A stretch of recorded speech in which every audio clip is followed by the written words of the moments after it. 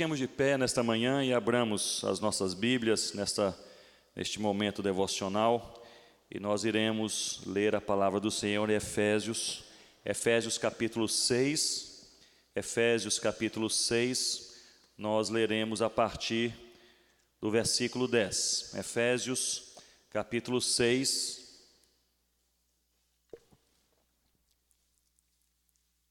a partir do versículo 10.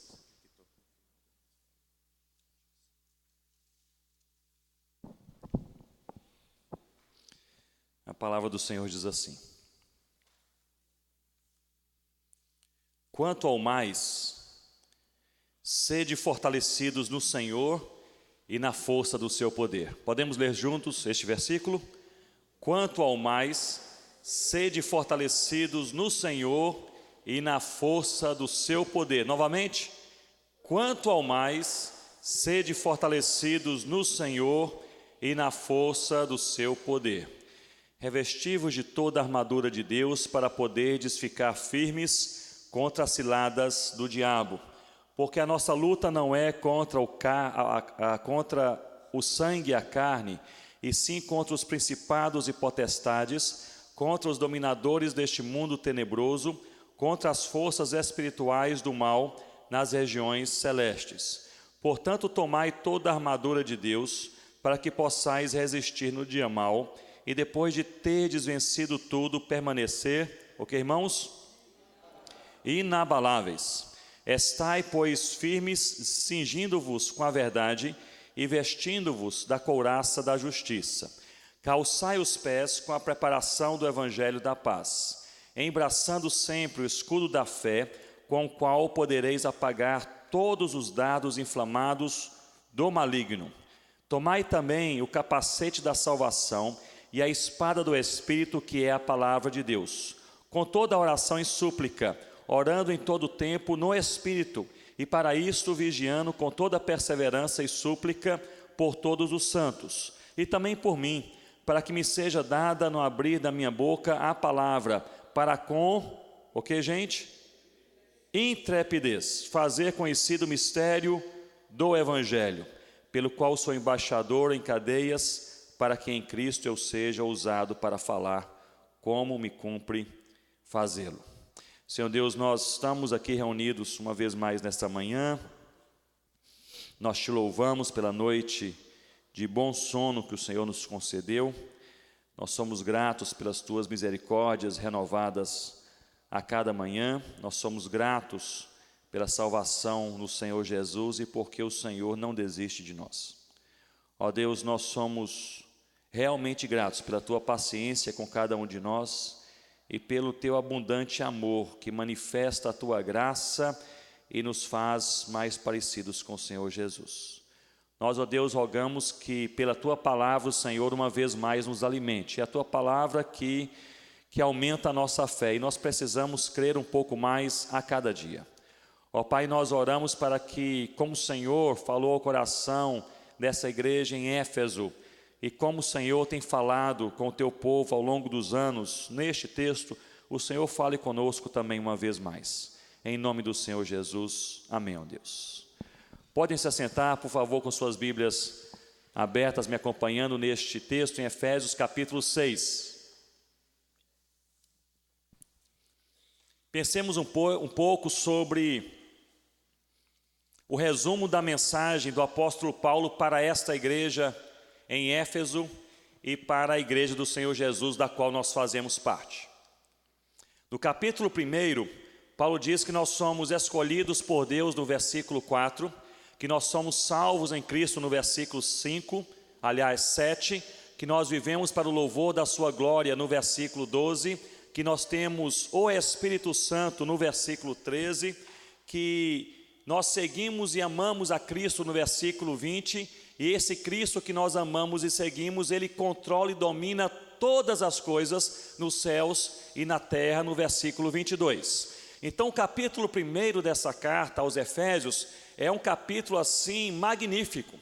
Ele resume essa realidade invisível do universo no qual nós transitamos, e do qual nós fazemos parte, dizendo que Deus nos escolheu, que Ele nos salvou, que Ele nos fez para o louvor da sua glória, Ele colocou em nós o Espírito Santo, e Ele nos fez seguir e amar o Senhor Jesus pela obra do Espírito Santo, e este Jesus a quem nós amamos e seguimos, Ele é único, Senhor Todo-Poderoso, e Ele controla todas as coisas. Então o livro já começa assim, destacando a soberania de Deus, o poder de Deus, a majestade de Deus e a intervenção de Deus na história humana, na história da sua vida e na história da minha vida.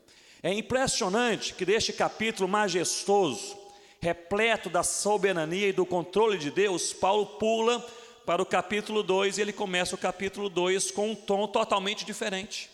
Ele começa a falar que mesmo Deus controlando todas as coisas, mesmo cada um de nós sendo eleito por Deus, salvo em Cristo, com o Espírito Santo e seguindo o Senhor Jesus, mesmo assim, há três forças que lutam contra nós no capítulo 2 dos Efésios.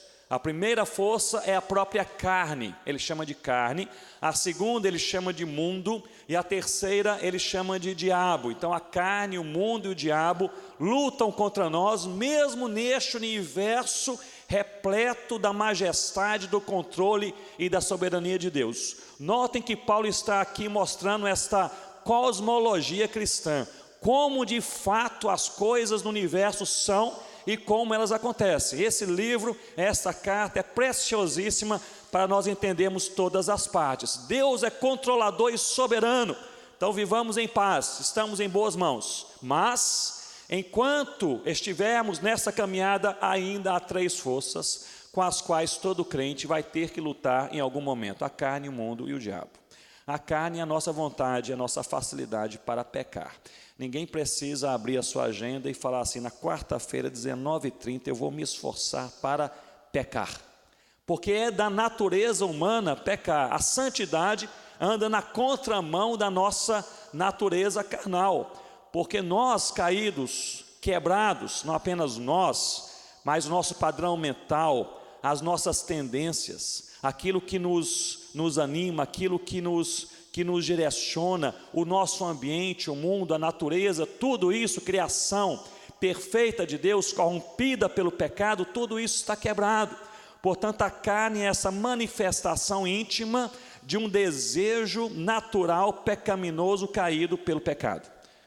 Agora, Paulo diz que não apenas a carne luta contra nós, mas ele diz que o mundo luta contra nós. E aí há diversas manifestações, expressões para mundo nas cartas paulinas, mas parece-me que aqui ele define ou utiliza mundo como sendo essa força, essa estrutura mundial facilitadora do pecado.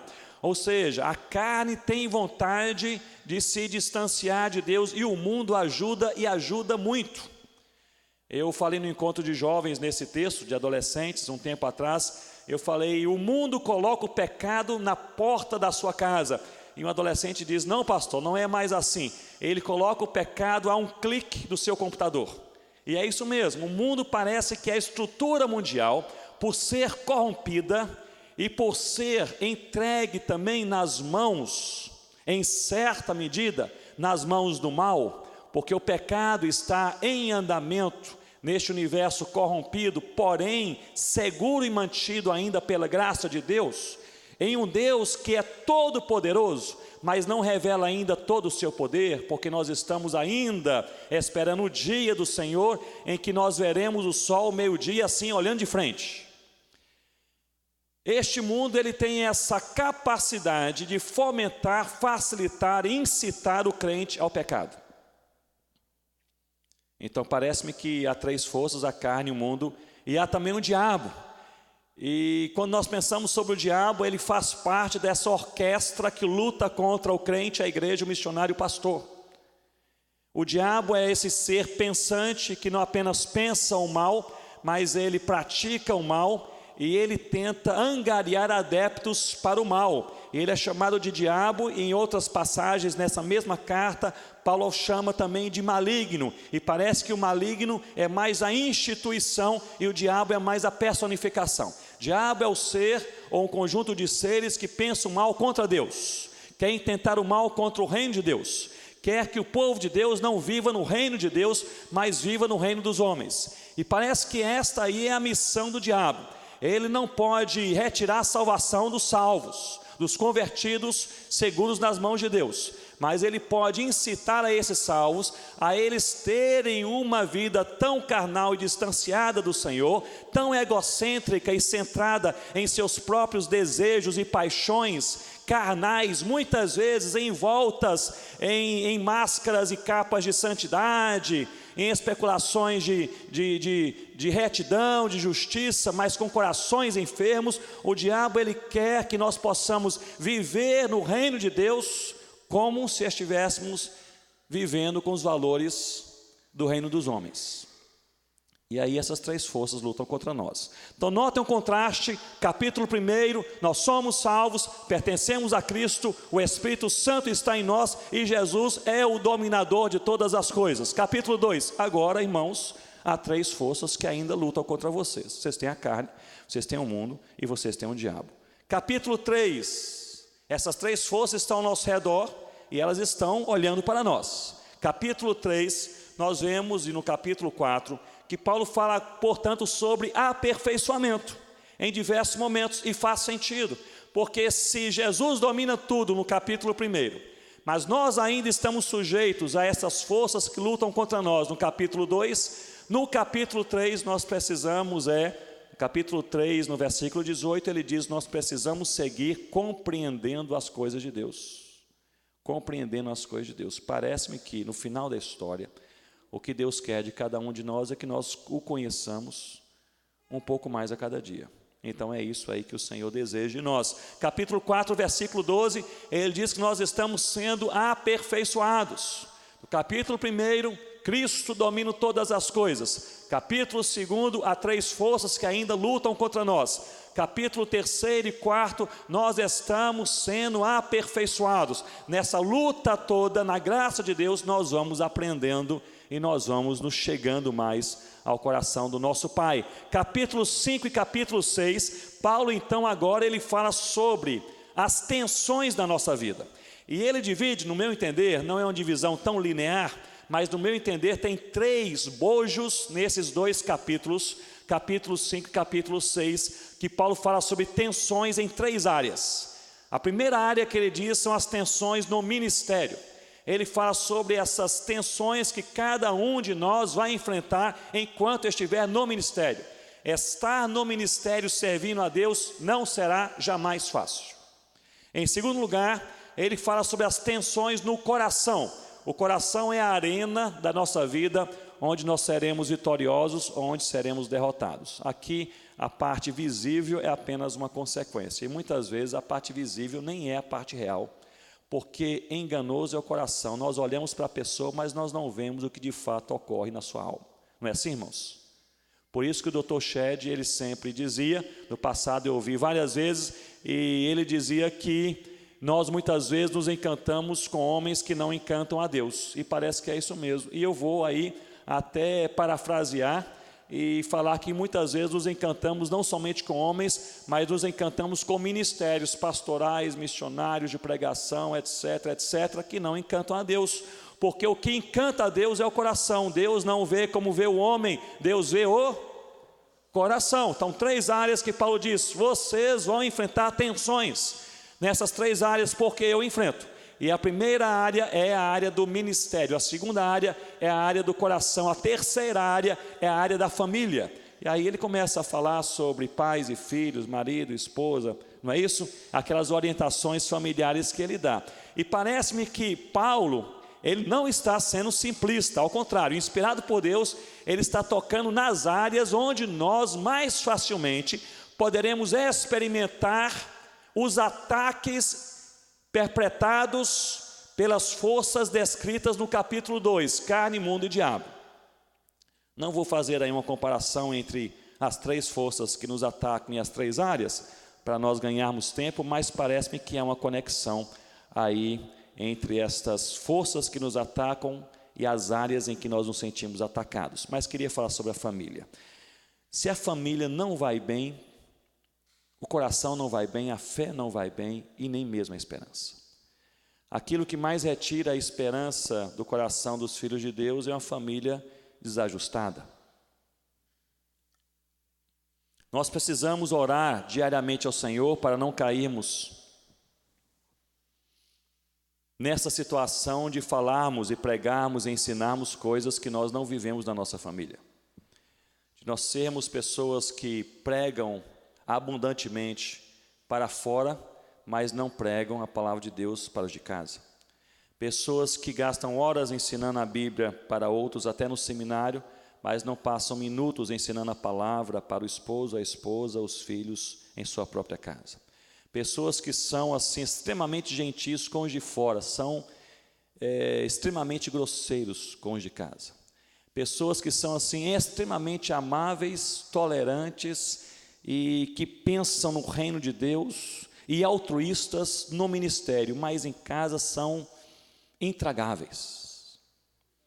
Eu me lembro de anos atrás, muitos anos atrás, no Recife, nós morávamos na África ainda, passamos umas férias no Recife e estava falando numa igreja num dia de semana à noite e fui para casa, aí Rossana estava me esperando, ela ligou e disse, olha, querido, passe no supermercado e pegue ali alguma coisa que nós estamos precisando, leite, alguma coisa assim.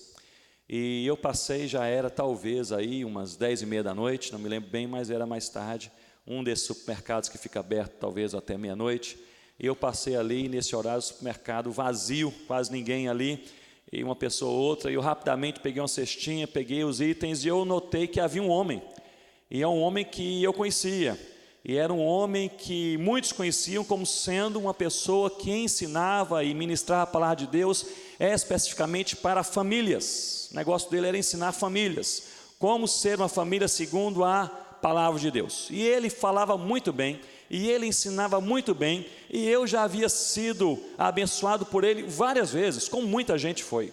E este homem estava com aquele carrinho, empurrando o carrinho de compras ali, e com 2 ou 3 itens, mas vagarosamente olhando ali, eu passei, cumprimentei rapidamente, fiz ali um comentário assim bem ameno, uma brincadeira, ele não sorriu, e eu saí ali para pegar os itens e fiquei incomodado, parece que ele não está bem.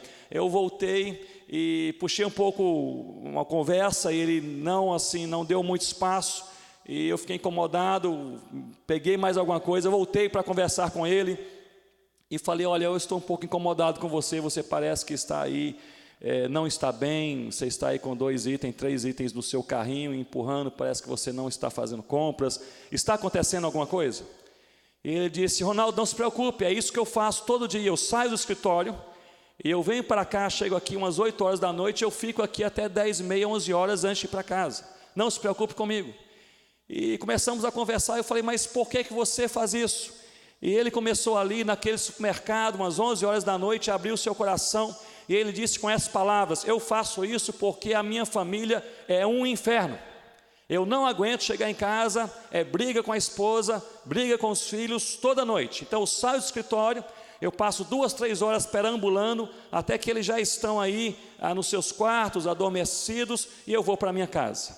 Irmãos, não é isso que Deus quer de nós, Deus não quer filhos mascarados com aspecto de santidade, de dedicação ao reino, de vida controlada, de fruto do Espírito, aspectos que não atingiram ainda o coração, não atingiram ainda a alma e não atingiram ainda a família. Nós não podemos ser uma bênção longe se nós não formos uma bênção perto, e não há nada mais perto da gente do que a família, nada mais perto. Agora, ninguém é perfeito, nós estamos sendo aperfeiçoados, capítulo 4, nós estamos aí na caminhada, no capítulo 3, mas é necessário nós sermos uma bênção perto. Eu falo especialmente para quem está no ministério.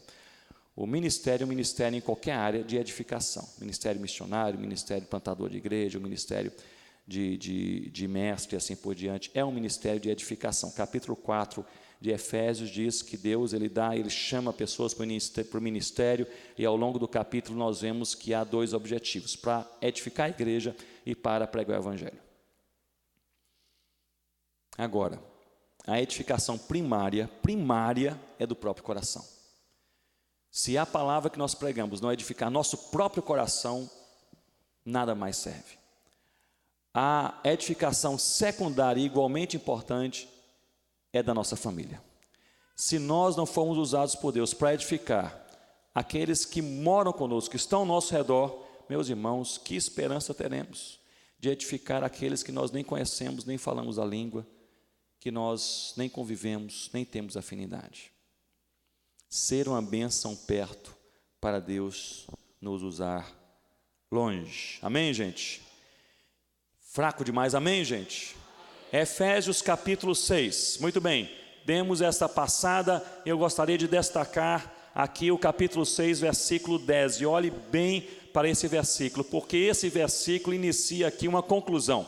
Eu vou chamar de uma conclusão do apóstolo Paulo, porque ele diz assim: quanto ao mais, ou seja, parece que ele já falou que nós somos de Cristo, que a carne e o mundo, o diabo, eles lutam contra nós, que nós estamos ainda sendo aperfeiçoados e caminhando para nos parecermos mais com o Senhor Jesus, e que há 3 áreas da nossa vida que estão em tensão e conflito: o ministério, o coração e a família. E agora no capítulo 6, versículo 10, ele diz: agora é o seguinte, finalmente, concluindo, não há muito mais a falar, quanto ao mais, irmãos, e ele diz, a resposta para tudo isso é apenas uma: sede fortalecidos no Senhor e na força do seu poder.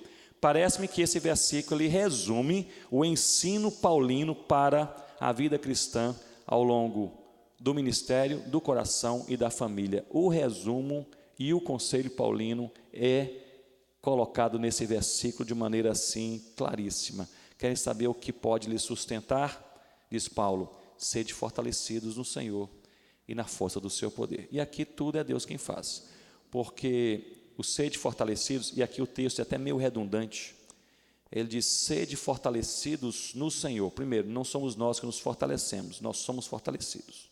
Aqui é Deus que nos fortalece. E aqui mostra uma coisa lindíssima: Deus quer nos fortalecer. Sede fortalecidos. Aqui em uma análise textual, a impressão textual é de uma bandeja que está sendo servida apenas para você pegar e comer. Ou seja, é Deus está pronto para nos fortalecer, Deus deseja e Ele está em movimento para nos fortalecer. E Ele diz: sede fortalecidos, abra o coração para serem fortalecidos no Senhor. E aí Ele repete: e na força do seu poder. Então quem nos fortalece é o Senhor. É Ele que está nos fortalecendo, e nós só somos fortalecidos nele e na força dele. Agora Paulo nos dá aqui 3 motivos, eu gostaria de deixar isso com os irmãos nesta manhã. 3 motivos urgentes pelos quais nós precisamos ser fortalecidos no Senhor e na força do seu poder. Em primeiro lugar, o versículo 11 nos diz: para não cairmos nas ciladas do diabo. Então nós precisamos urgentemente. Deus me trouxe, Deus te trouxe também para se capacitar. Eu creio nisso, irmãos, porque nós precisamos urgentemente ser fortalecidos no Senhor e na força do seu poder. Em primeiro lugar, porque o versículo 11 nos diz: para nós não cairmos nas ciladas do diabo. Diz assim: revestivos de toda a armadura de Deus. E Paulo vai colocar aí esses 8 elementos que formam aí essa couraça, essa armadura de Deus. Mas ele, aí no meio, nas entrelinhas, ele destaca esses motivos pelos quais nós precisamos buscar diariamente a força do Senhor. Em primeiro lugar, versículo 11: revestivos de toda a armadura de Deus, para poderes ficar firmes contra as ciladas de quem?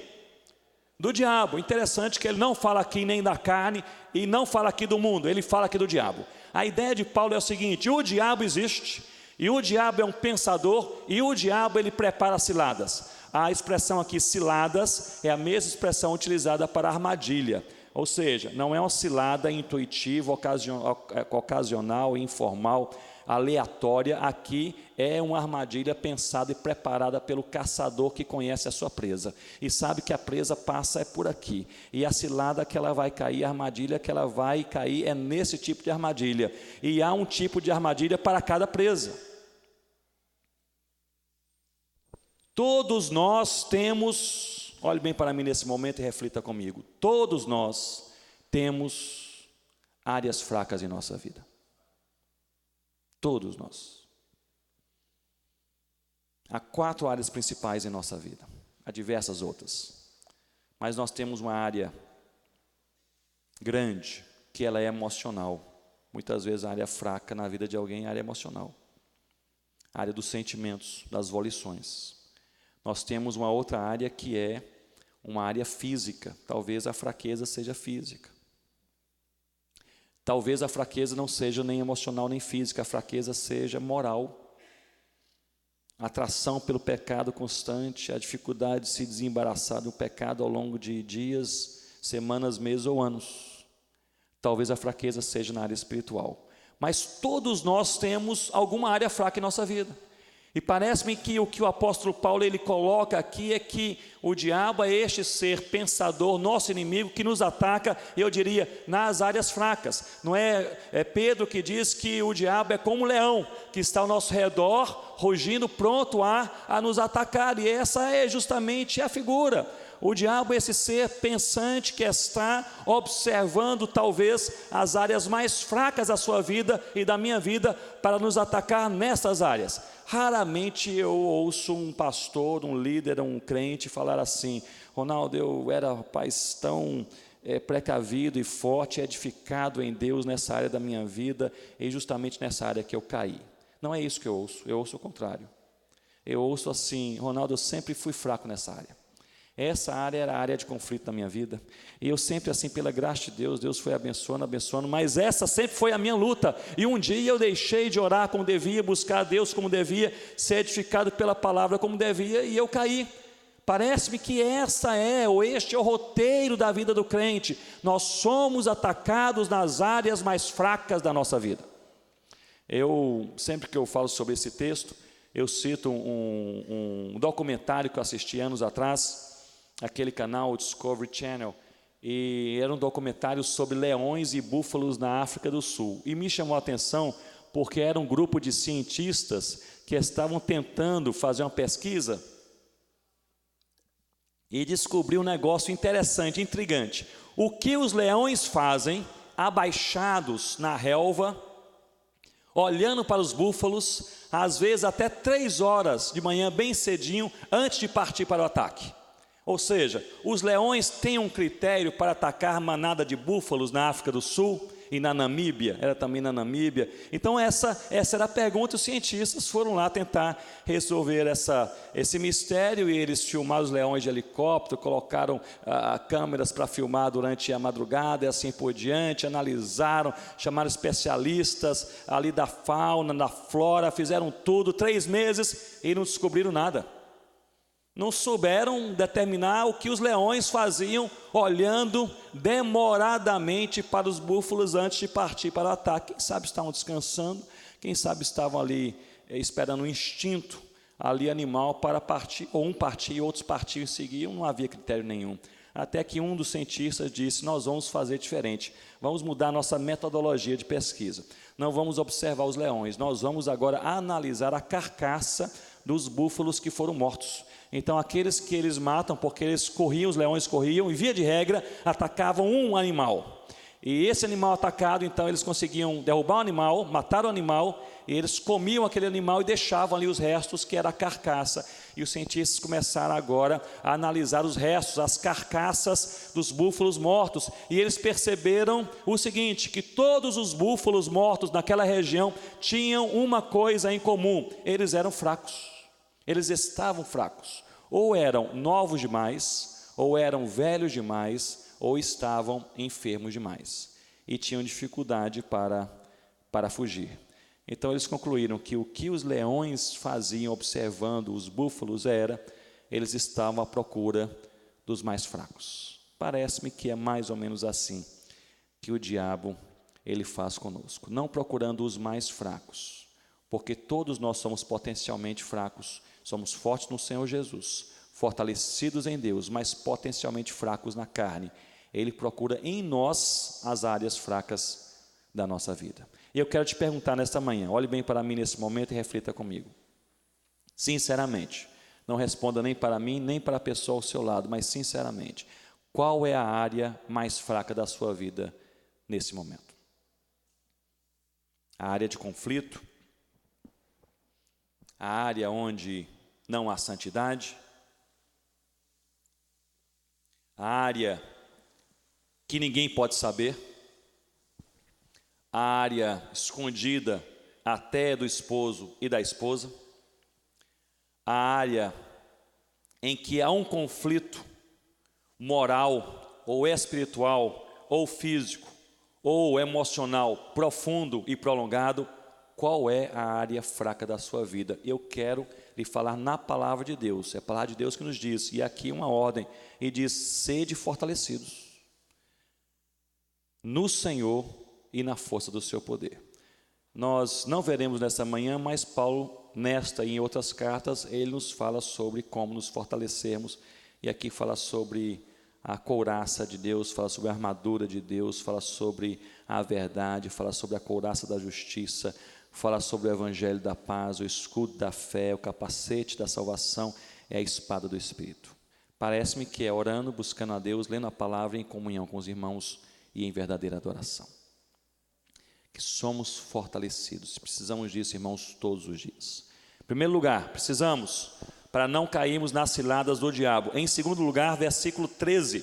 Versículo 13, ele diz assim: portanto, tomai toda a armadura de Deus para que possais resistir. Quando, gente? No dia mau. No dia mau. E aí Paulo está falando sobre uma verdade na vida de qualquer crente, que nós temos dias bons e nós temos também dias maus. E ele diz que nós precisamos resistir no dia mau e depois de termos vencido tudo, permanecer inabaláveis. Então há aqui duas expressões, ou há aqui duas expectativas de Deus a nosso respeito. Em primeiro lugar, há uma afirmação panorâmica que ela é muito desconfortável: nós teremos dias maus. Talvez alguns aqui estão passando pelo dia mau hoje. Falta o apoio, falta o encorajamento, falta o sustento, falta a fé, falta a esperança, falta o amor de muitos. Talvez alguns aqui estejam passando pelos dias maus no ministério, recebendo críticas. E uma coisa é certa: se você estiver ou se envolver na obra de Deus, você vai ser criticado, esta é uma certeza. E nós percebemos que mesmo aqueles que não fazem nada vão ser criticados porque não fizeram nada. Então você vai ser criticado se você fizer alguma coisa ou se você não fizer nada. Então é melhor ser criticado fazendo alguma coisa para agradar a Deus. Há 3 coisas que eu costumo dizer que todo crente precisa fazer com a crítica, quando recebe a crítica. Em primeiro lugar, não jogue fora a crítica, porque mesmo a crítica mais carnal pode conter uma verdade de Deus para a sua vida e para a minha vida. Mesmo o crítico mais soberbo, mais carnal, mais anticristão, ele pode ser usado por Deus para falar uma verdade sobre a minha vida e meu coração. Então, em primeiro lugar, se você é criticado, não jogue fora a crítica. Em segundo lugar, não durma com a crítica. A crítica possui essa capacidade de fazer adoecer a nossa alma, de criar uma ansiedade crônica que não vai embora. E nós podemos ser capturados por essa ansiedade a tal ponto dessa crítica passar a ser o último pensamento na nossa mente ao dormir e o primeiro ao acordar. Se isso acontece com você, você já está vivendo uma ansiedade crônica. Então, em segundo lugar, não durma com a crítica. Crítica é o seguinte: a gente trata em 48 horas. Recebe a crítica, leva para casa. Primeiro você reflete e ora ao Senhor. Falou: Senhor Deus, essa crítica que o irmão é até carnal, está fazendo a crítica até cheio de ciúmes. Esse irmão aqui não sabe nem falar, ele até foi ofensivo. Ele até me magoou, mas eu quero colocar isso aqui de lado e quero perguntar ao Senhor: existe alguma verdade do Senhor nessa crítica para a minha vida e meu coração? Se tem uma verdade, o Senhor me ensine. E aí nós olhamos para a crítica em casa sozinhos, mas às vezes, acontece comigo, imagino que talvez com você, às vezes nós temos dúvida: mas será que isso aqui, essa crítica, ela é uma crítica coerente, razoável? Será que é algo que eu preciso pensar mais a respeito disso? Quando nós temos dúvidas, nós chamamos os amigos mais chegados, aqueles amigos que nos conhecem, que caminham conosco. E aí você chama um amigo e diz: eu recebi essa crítica, eu trouxe para casa, eu orei ao Senhor, mas eu estou em dúvida, será que é aplicável a mim? Será que eu sou assim, eu faço assim? E você me conhece, tenha liberdade para falar. É John Maxwell quem diz que todos precisam de 2 ou 3 amigos chegados o suficiente para lhe apontar o erro. Esse amigo que não tem aí vergonha de falar, olha, você está meio esquisito aí, eu estou achando estranho o jeito que você está tratando a esposa, conversando com as pessoas e assim por diante. Então você chama um amigo.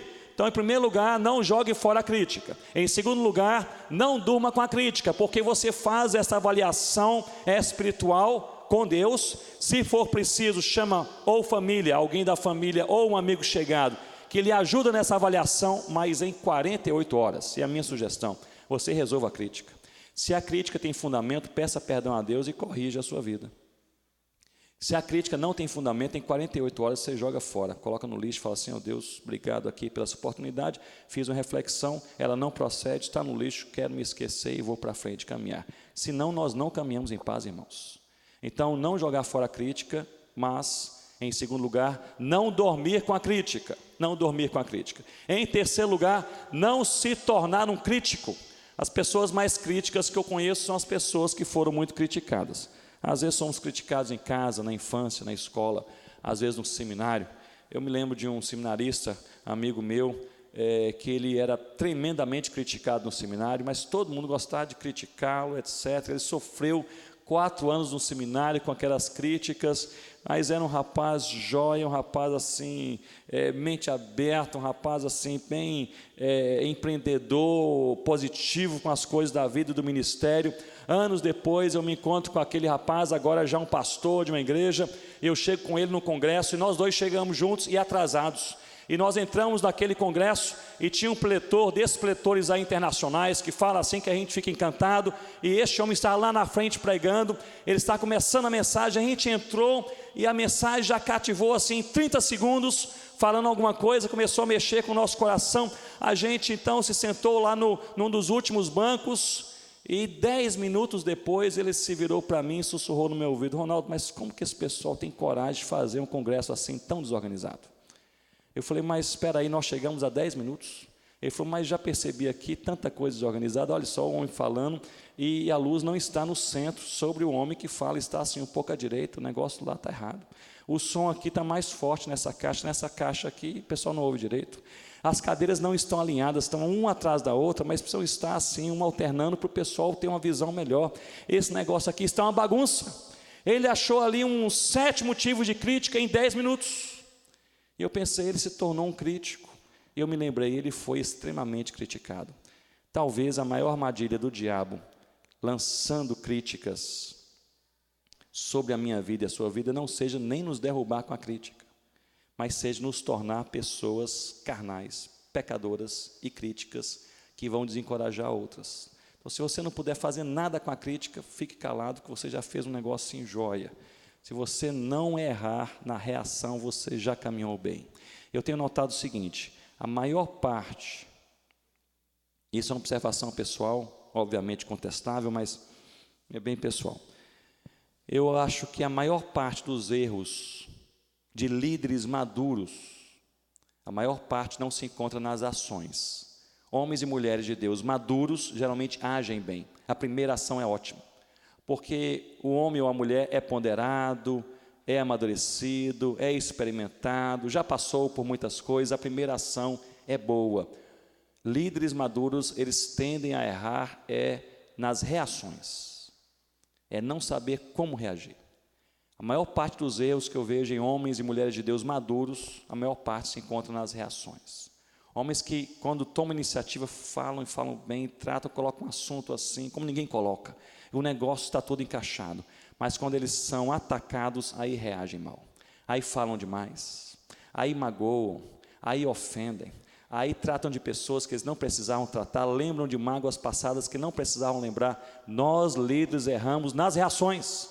E nós precisamos cuidar. Essas reações são feitas para fomentar em nossas vidas a carnalidade. Então, se nós não pudermos fazer nada, se nós não tivermos certeza de uma boa reação, fiquemos parados durante algum tempo, em silêncio, vamos para casa, orar ao Senhor, chorar um pouco, conversar com um amigo, e depois aí, mais ponderado, nós vamos caminhando na presença de Deus. Resistir ao dia mau. Então, notem bem, nós precisamos ser fortalecidos no Senhor e na força do seu poder. Em primeiro lugar, para nós não cairmos nas ciladas do diabo. Em segundo lugar, para nós resistirmos no dia mau. E aí, para resistirmos no dia mau, não vou passar essa parte, mas Paulo ele faz uma conexão entre as suas cartas, que parece que o Espírito Santo vai dando a Paulo algumas verdades essenciais da fé cristã e dividindo aí nas cartas que ele escreve. Mas parece-me que o jeito de resistir no dia mau é por meio do fruto do Espírito Santo. O fruto do Espírito Santo, ele é colocado na vida do crente para que ele possa louvar a Deus no dia bom e resistir ao pecado no dia mau. Parte do fruto do Espírito Santo é algo que é chamado de longanimidade, é parte desse fruto. Longanimidade é uma tradução de um termo grego que é epithemia. Epithemia, longanimidade, significa, numa tradução um pouquinho mais literal, significa fôlego profundo. É que antigamente na Grécia havia aquelas competições. As competições eram assim, aí essa competição pelo menos.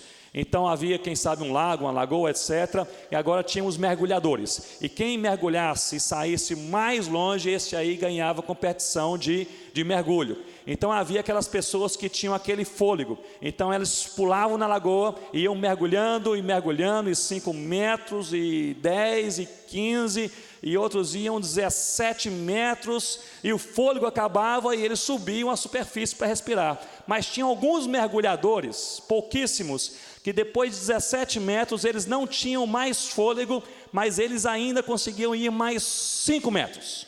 Estes tinham epithemia, fôlego profundo, longanimidade.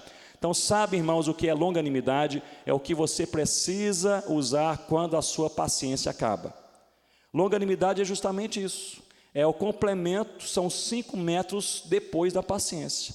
Sabe aquele irmão, aquela irmã, aquela pessoa na família, ou que você trabalha, ou um companheiro antigo de ministério, e a sua paciência já acabou, e você diz, não tenho mais paciência com fulano, ou com fulana de tal? Pois bem, agora que vai começar a longanimidade, né? Então, longanimidade é isso, quando a paciência esgota, você pensa, agora não tem mais nada. Aí a gente começa a ter a longanimidade, tem mais 5 metros aí, 5 metros dá para muita coisa. É fruto do Espírito. O que é fruto do Espírito? É que nós não podemos fazer sozinhos. A gente pode ter um pouco de paciência, nem paciência sozinhos nós temos, quanto mais longanimidade. Sede fortalecidos para não cairmos nas ciladas do diabo e para nós resistirmos no dia mau e permanecermos inabaláveis. A palavra grega para inabaláveis é uma estaca fincada na beira de um rio e passa a enxurrada e aquela estaca continua fincada. Em terceiro lugar, e aí nós encerramos, no versículo 18 e 19, há algo interessantíssimo, como tudo aqui nesse texto, mas isso para nós missionários me chama muita atenção. Porque Paulo no versículo 18, ele diz que é importante orar, com toda oração e súplica, orando em todo o tempo, no Espírito, e para isso vigiando, com toda perseverança e súplica por todos os santos. Paulo ele gasta muito das suas cartas sobre oração. Interessante isso, não é?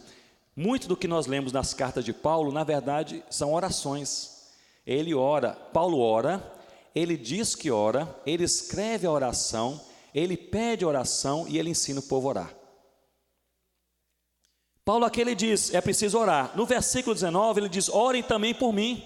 Mas ele diz, orem também por mim para que me seja dada no abrir da minha boca a palavra para com... E aí que eu não entendo esse texto. Ele tem um momento no finalzinho da carta para pedir oração por ele. E ele pede oração por ele somente por uma coisa. E o que ele pede? Intrepidez. Eu não entendo esse negócio, porque Paulo para mim é valente. Paulo para mim, quando eu penso em Paulo o intrépido. Eu penso que Paulo não tem esse negócio de dia e de noite, nem gente com cara boa, cara ruim. Ele prega o evangelho. E vai ser preso, prega a si mesmo, e vai ser expulso e prega a si mesmo.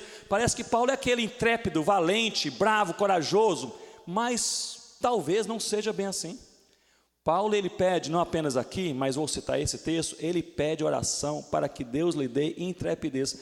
Parece-me que Paulo ele tinha intrepidez, não de maneira natural, parece-me que ele faz em suas cartas e nesse texto uma conexão interessantíssima entre espiritualidade e intrepidez.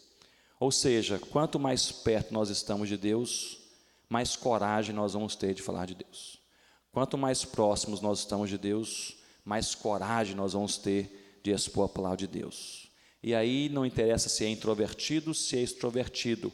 Parece-me que Paulo ele faz esta oração: eu quero, meus irmãos, que orem por mim para que me seja dada intrepidez para fazer conhecido o mistério do Evangelho. Meus irmãos, muitas vezes nós não evangelizamos, não é por falta de metodologia e nem de oportunidade. Nós não evangelizamos, é por falta de espiritualidade. Mais perto de Deus, mais desejo de falar do Senhor Jesus. Portanto, sede fortalecidos no Senhor e na força do seu poder. Em primeiro lugar, para não cair nas ciladas do diabo. Em segundo lugar, para resistir ao dia mau. E em terceiro lugar, para pregar o Evangelho do Senhor Jesus. Vamos orar?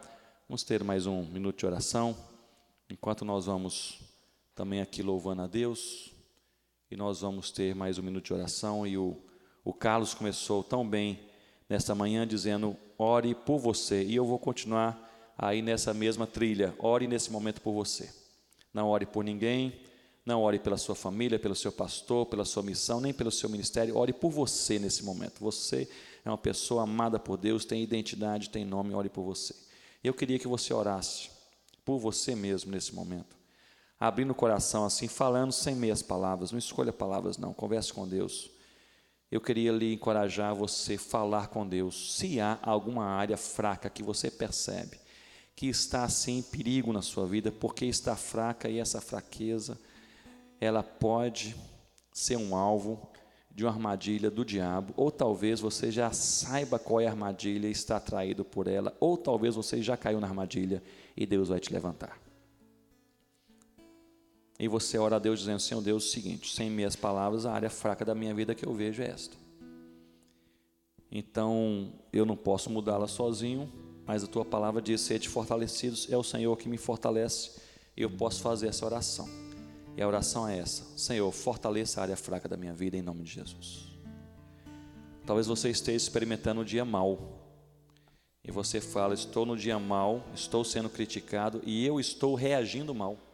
Então, Deus, cuida da minha reação. Me dê, Senhor Deus, paciência para eu reagir bem.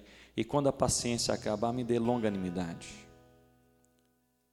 Porque eu quero passar pelo dia mau crente. Talvez eu perca no dia mau até a minha reputação. Em épocas de internet, alguém pede a sua reputação em 5 minutos. Mas, Senhor Deus, eu não quero perder o meu caráter crente na presença do Senhor. Então, no dia mau, o Senhor me ajuda. E no dia mau o Senhor me dê paciência, longanimidade, especialmente para eu reagir bem. Reagir bem. Agir, estou agindo, mas quero reagir bem em nome do Senhor Jesus. Talvez outros estejam precisando de intrepidez, de coragem para falar das coisas de Deus, de bravura. Não é para se impor, não é para falar da sua preferência, nem para colocar o seu estilo, é para falar do Evangelho. Paulo não pede intrepidez para confrontar as pessoas e falar que ele é o tal, ele pede intrepidez para pregar Jesus. E talvez você precise, como pastor, de mais intrepidez para você confrontar as pessoas que você pastoreia. Talvez você precisa, como missionário, de mais intrepidez para você pregar o Evangelho. Você tem muita facilidade de conversar com as pessoas sobre futebol, tempo e política e economia, mas quando chega para falar de Jesus, trava. Então, nós precisamos de intrepidez. Paulo, o que é Paulo pede oração por intrepidez, nós podemos e precisamos. E talvez a falta de intrepidez seja uma área que precise de conserto em nossa vida. Sede fortalecidos no Senhor e na força do seu poder. Eu creio o seguinte, irmãos. Eu creio que todos nós somos potencialmente fracos e precisamos sempre dessa força do Senhor. Mas eu creio também que às vezes tem uma fraqueza que está assim pesando sobre os nossos ombros e Deus quer que nós oremos uns pelos outros para Ele nos fortalecer naquele momento, porque é um momento de perigo. Então, com toda a liberdade que nós estamos aqui entre os nossos pares, entre os nossos iguais, nós estamos em casa, não há maiores nem menores. Todos nós somos igualmente carentes da graça de Deus. Aproveitando esse momento, se você tem uma fraqueza que precisa, sim, urgentemente ser fortalecida pelo Senhor, cuidada pelo Senhor. Se é algo assim bem específico, fique de pé onde você está, se você sentir essa liberdade, que nós queremos orar juntos como corpo de Cristo aqui, para que Deus possa te fortalecer. Sede fortalecidos no Senhor e na força do seu poder. Vamos fazer melhor, vem aqui à frente e nós vamos orar aqui juntos. Fica aqui mais aconchegado. Nós estamos aqui, como nós sempre falamos, bem tranquilos, em família. E aqui a gente conversa assim de maneira bem aberta.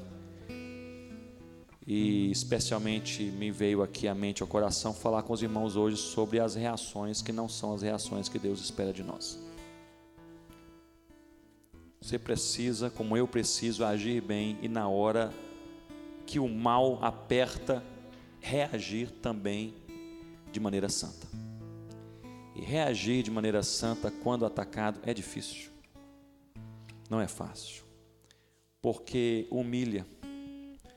Mas ser humilhado vez por outra é tão importante para o nosso caráter, para a gente ser colocado no devido lugar. Vamos ficar aqui mais pertinho. Vocês que estão aqui, vamos chegar aqui um pouco mais. Se você tiver aí algum irmão ou irmã que você está vendo aqui à frente, que você diz, eu queria orar com ele ou com ela, você pode vir também aqui e orar. E nós vamos orar aqui por uma coisa só, nesse início de manhã. Nós vamos orar para que Deus possa nos fortalecer nas áreas fracas da nossa vida. Amém, gente? É isso aí a nossa oração. Você pode orar por outras coisas, mas nós vamos juntos orar por isso. Deus possa nos fortalecer nas áreas fracas da nossa vida. E nós vamos sair daqui nessa semana e pela graça de Deus, se o Senhor se agradar, nós vamos sair daqui com uma certeza: Deus está me fortalecendo. Senhor Deus, nós somos gratos ao Senhor, porque o Senhor é Deus assim tremendo. E a tua palavra diz que o Senhor é Deus forte. E o Senhor, que é Deus forte, nos fortalece nas áreas fracas da nossa vida. Algumas áreas são tão claras, aparecem perante os nossos olhos, nós sabemos exatamente dar o nome e delimitar e apresentar até para outra pessoa se necessário. Mas, Senhor Deus, algumas áreas são sutis e a gente não percebe bem. Mas sabe que alguma coisa está acontecendo porque o Teu Santo Espírito nos incomoda e deixa claro que alguma coisa está fora do prumo. Deus, nós queremos orar por cada um de nós. O Senhor pode fazer isso. O Senhor pode fortalecer a cada um de nós nas áreas fracas da nossa vida. Senhor Deus, aqueles que estão fracos fisicamente, emocionalmente, moralmente, espiritualmente, Deus fortaleça em nome do Senhor Jesus.